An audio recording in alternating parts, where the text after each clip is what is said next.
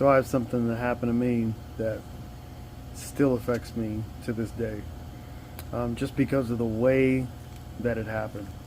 It happened specifically pertaining to the conduct of the Arapahoe, or not Arapahoe, but the Aurora Police Department.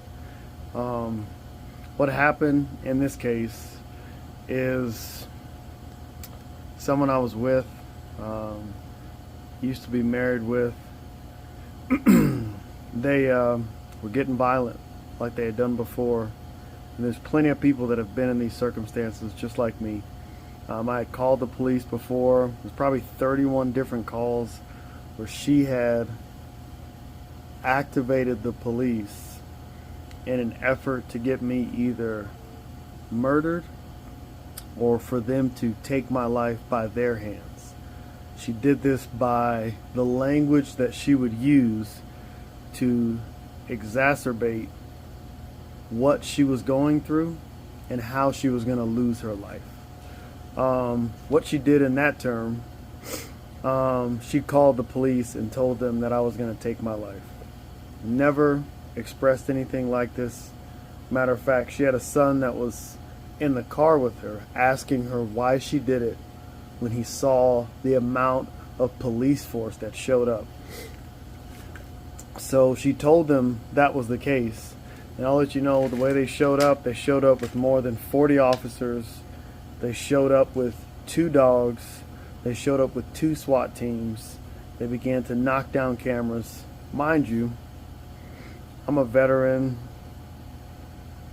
I've had plenty of incidents that have occurred overseas to give me lots of feedback that I can't relate to stuff that happens here. So I'm only saying that so that there's a foundation going forward. But what I did is I pulled my Jeep. It was like a 1990 Jeep, Grand Cherokee, the box type with the with that inline 6 motor that's in there. It was a really good truck. It ended up burning up, but I drove it a lot of miles. But I put that truck in place so she could not come down the stairs and assault me or attack me in any way, because she was about, she's probably about 7 months pregnant. Now maybe she was around 5 to 6 months pregnant. This has happened in about August. Our daughter was born in October. So I parked that truck back enough so she couldn't come down the stairs, and there was no room on the driver's side for her to come on that side of the door. And there was a little stairway that came from the door that went into the garage down, and that was the only way in. So I'm trying to protect myself. And then I pulled it forward enough so that that little rubber guard on the bumper kept the garage door from opening. And mind you, I'm doing this to protect myself. Once I had done that successfully, I sat there for a little bit. She tried to open the garage. The truck was still running. And this is all verified by facts, because there's a video where I have on here that shows like have it in my history of videos, but it shows the 911 dispatch call, and I even have all that information. It shows that when the officer talked to her, or the dispatcher, they asked her if the vehicle was still running. She said no. And they still activated 40 officers. You have to wonder, those 40 officers, that's 20 to 40 incidents across the city of Aurora that could have been dealt with. But what they chose to do is they chose to use that force against a veteran who was being assaulted by a domestic relationship. There was plenty of domestic violence pertaining against me in that relationship. They just chose not to do anything. So just moving forward, I'm just laying in my truck, sleeping. They tried to ram through the garage door. When they tried to ram through the garage door, what actually happened, I think that was God protecting my life, because if they would have rammed through the garage door successfully, I 100% believe I would not be here today. When they tried to ram through the garage door, they actually made contact with my Jeep, and my Jeep went flying back into the wall. It actually made me feel like I was being bombed, just like when I was in Iraq. I'm not going to make it like I've been through more trauma than anyone else either. What those officers did, though, once they did that, they realized they weren't going to be able to get into the garage. So it woke me up. I thought that I was having a nightmare because, I just couldn't even justify it. I didn't hear anything, didn't see anything. I just felt the impact. And I can still remember hearing the gasoline in my tank sloshing back and forth. Maybe it did that for like 5 minutes. It made me feel like a bomb had just went off. And I don't know. I was still pretty stressed out. I just said, I'm going to go back to sleep. Maybe that was a nightmare. Then there was like a light shine through a window. I kind of wonder what it was. I thought maybe it was just some kids, or I thought it was the person I was with. I just went back to sleep. Then what happened? I was able to pull up on my phone one of the cameras in the house, and I was able to see that there was about 20 officers filling 20 rooms in the house, or filling 2 rooms in the house. Mind you, those officers cleared the house like they were looking for a drug dealer. Mind you, I'm just laying in my truck because I'm the victim here. I'm not going to act like, I'm not going to overdress what this is. I'm just going to tell you what the facts are. I requested the video and the reports, all of them in their entirety, from the Aurora Police Department. There was a mayor that we had before the mayor that they have now, which is Mike Kaufman. Don't think he's a good example of leadership. But before him, there was a pretty good mayor. I actually sent that mayor an email. I believe his name was Bob or Bill. Sent him an email, and he requested the Aurora PD to do an investigation in the internal affairs into this incident. They produced back within a couple days that nothing's happened and that they have no video. Mind you, when they got put under the consent decree,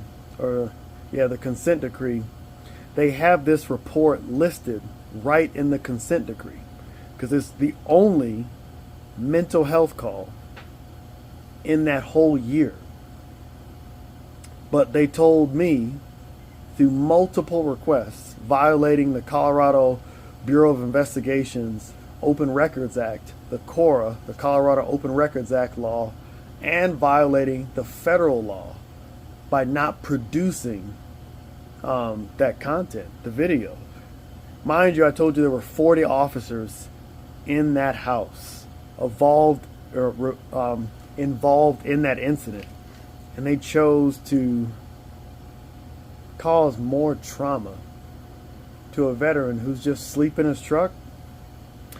Mind you, even the 911 dispatcher, when she asked, is the truck still on? Is he threatening anything? The answer was no, and they still responded with that much force. Just like I said before, that was 40 officers and 2 SWAT teams.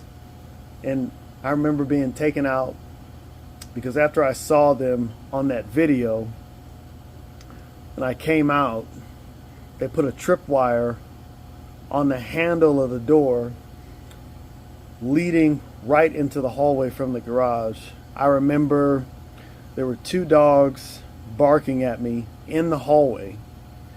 I remember there were 3 officers in the hallway with rifles and shotguns aimed on me.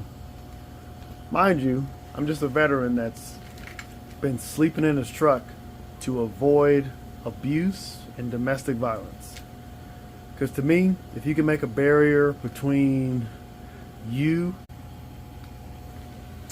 if you can make a barrier between you and your aggressor, then so be it. If the barrier is getting in your vehicle, rolling the window up, because that stops the aggressor, so be it. If you can go behind a door, lock the door, so be it. But if that aggressor is someone attempting to harm you or harm your family, there's other steps you should take. Like in the incident of Daniel Penny, or the other gentleman that was in New York, the black man that successfully defended his life and the grand jury threw out the charges against him. But you need to take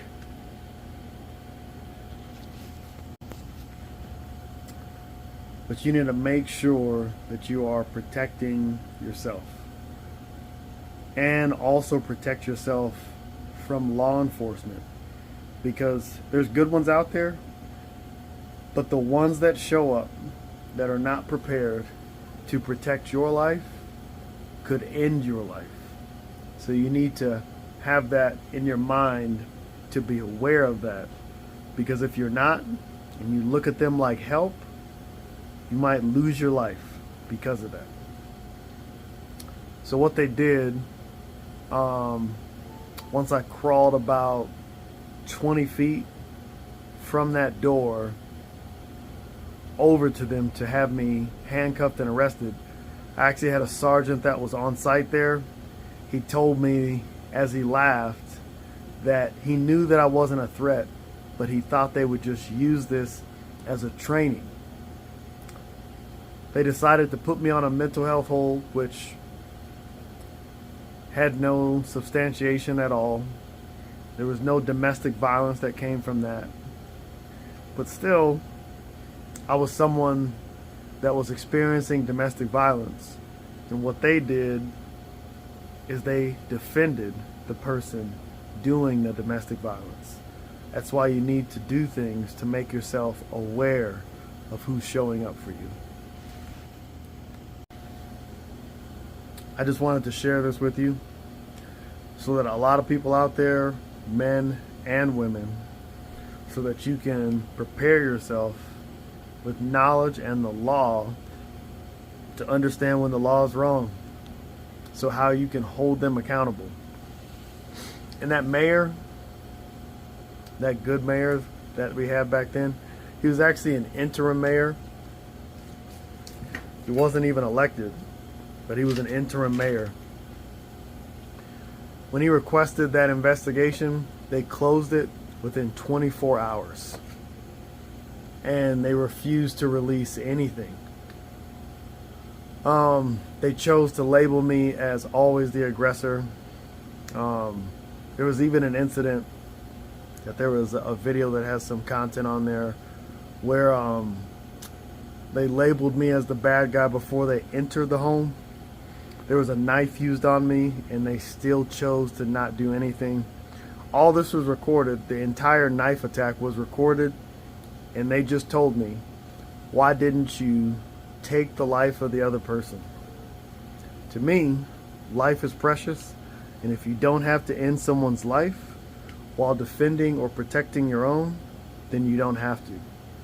Sometimes you have to make that choice, and if you have to make it, so be it. Sometimes it needs to happen.